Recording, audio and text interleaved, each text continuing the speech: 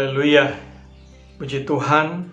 Selamat pagi Bapak, Ibu, Saudara yang saya kasihi dalam nama Tuhan Yesus Kristus. Sebelum kita memulaikan kegiatan pada pagi hari ini, kita mau merenungkan sebagian firman Tuhan. Kita berdoa. Terima kasih Bapa di surga, sungguh Engkau Allah yang baik, Allah yang sudah menolong menyertai kami sepanjang malam. Kami bangun dengan kekuatan baru, tubuh yang sehat. Tuhan tolong kami mau merenungkan sebagian firman-Mu. Biarlah firman-Mu itu menjadi kekuatan, bekal kami sepanjang hari ini.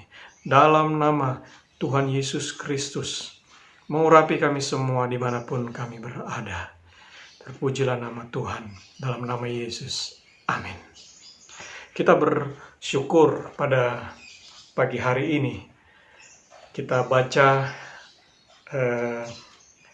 Esra 7 ayat 6. Esra 7 ayat 6. Kita tema pada pagi ini itu masih berkaitan dengan kemerdekaan.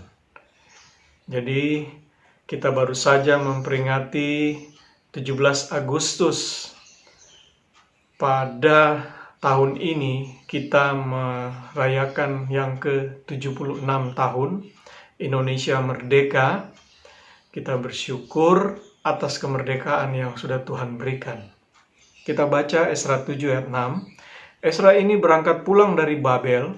Ia adalah seorang ahli kitab, mahir dalam Taurat Musa yang diberikan Tuhan Allah Israel, dan Raja memberi dia segala yang diingininya, oleh karena Tuhan Allahnya melindungi dia. Bapak Ibu, dalam konteks kemerdekaan yang sudah kita rasakan pada hari ini, tentunya ini bukan hal yang mudah, bukan hal yang gratis. Ada perjuangan, ada pengorbanan darah, air mata yang tercucur, ada keringat, bahkan pengorbanan dalam hal materi yang harus dilakukan oleh segenap bangsa Israel. Bung Karno pernah mengatakan bahwa jauh lebih mudah berhadapan dengan bangsa lain dalam konteks perjuangan fisik, dalam konteks perjuangan merebut kemerdekaan, tetapi lebih sulit ketika berhadapan dengan bangsa sendiri. Ini maksudnya adalah dalam hal kita mengisi kemerdekaan yang sudah direbut.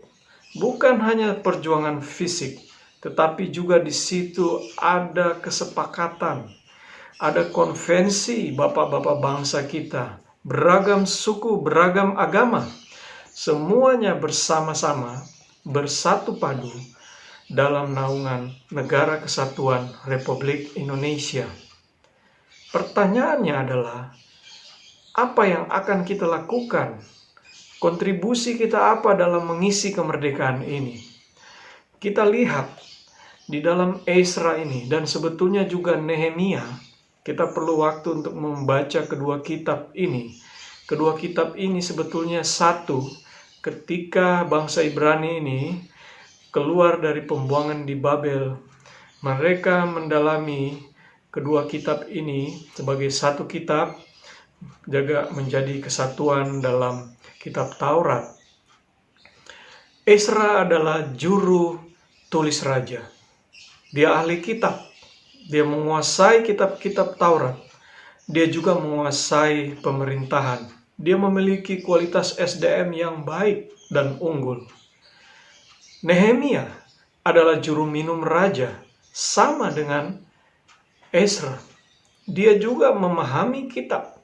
Dia juga memiliki pengetahuan pemerintahan, ekonomi, sosial, dan lain sebagainya.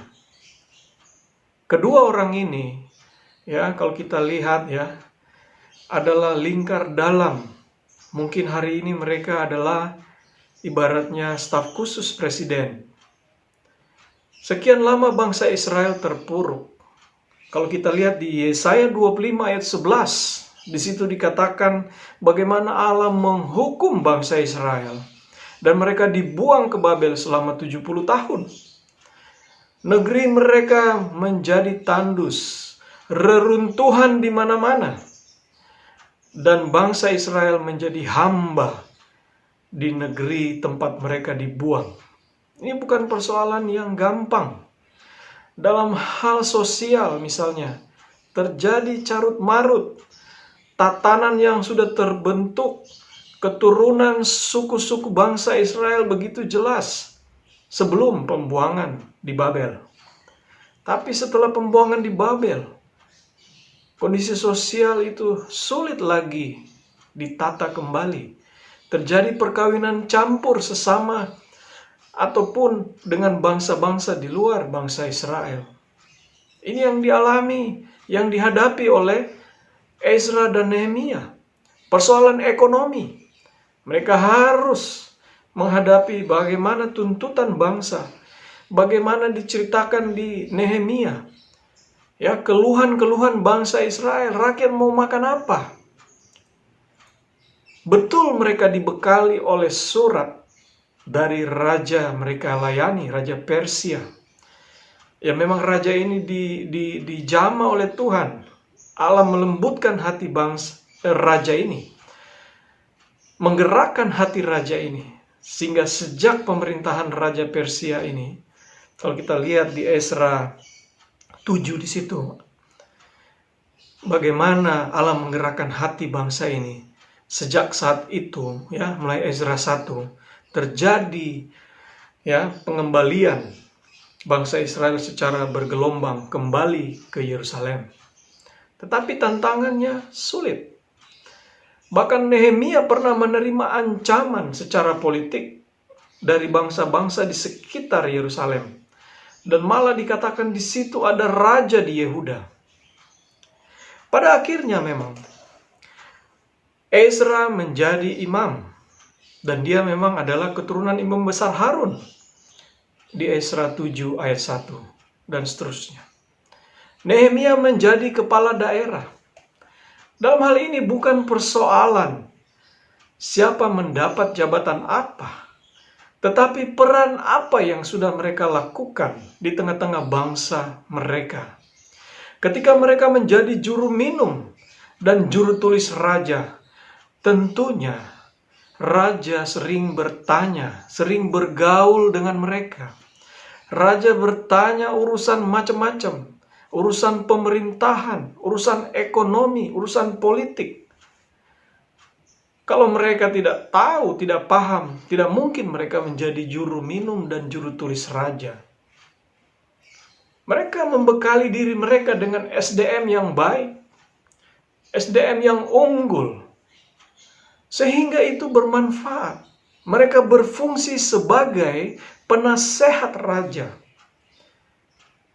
Begitu mereka kembali ke Yerusalem, fungsi yang sama yang mereka lakukan, mengingatkan bangsa mereka, membangun kerohanian bangsa mereka, dan juga membentuk suatu pemerintahan yang independen, mengatur rakyat mereka.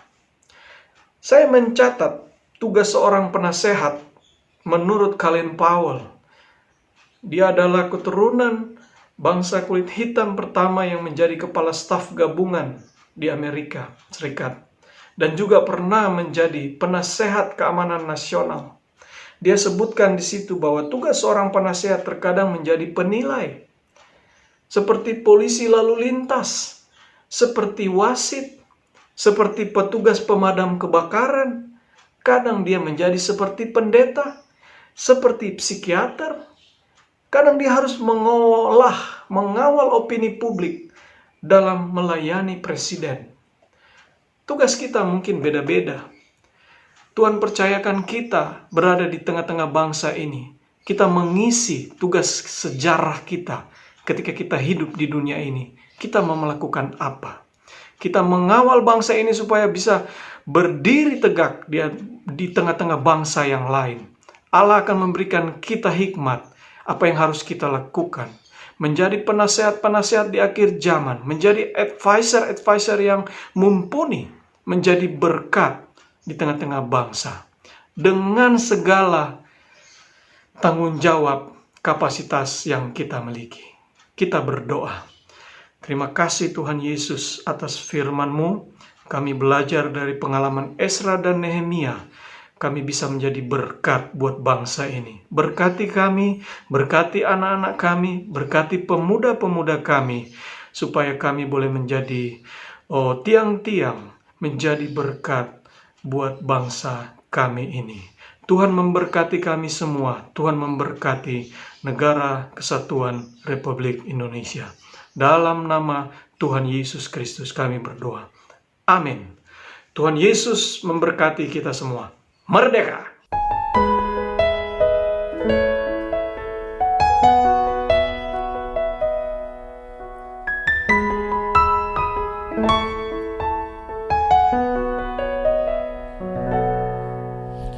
Engkau Bapa yang mengasihiku, tak kau pandang bentuk dan rupaku. Engkau mengasihiku dengan sepenuh hati, tak pernah sama seperti dunia ini. Engkau Bapa yang mengajariku melewati badai langit biru. Kau yang buatku terbang bagaikan raja wali, mengatasi segala pencobaan. Kau Bapakku yang baik, mengerti bahasa tetesan air mata, tak kau biarkan ku berjalan sendirian, sebab kau Bapakku yang baik, kau sungguh baik.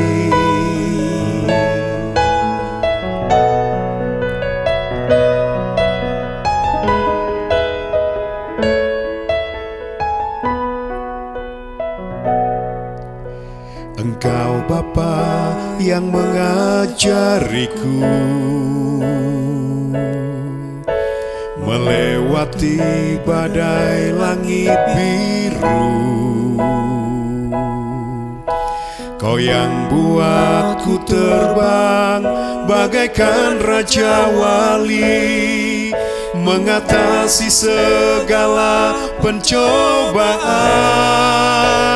Kau Bapakku yang baik,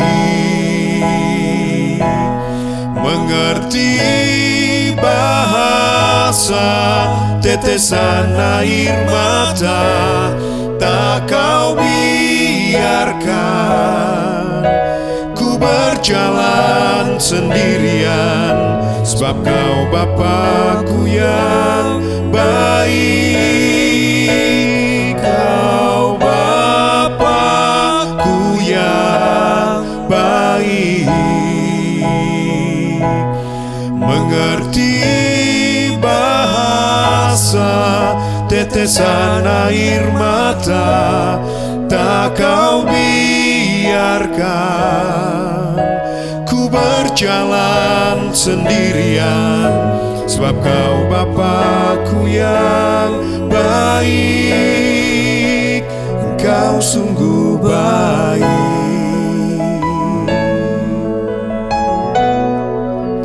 engkau sungguh baik,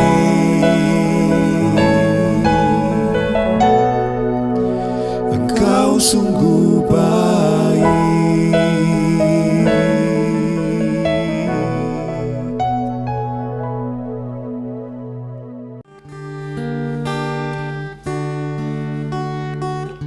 Di hadapan tahta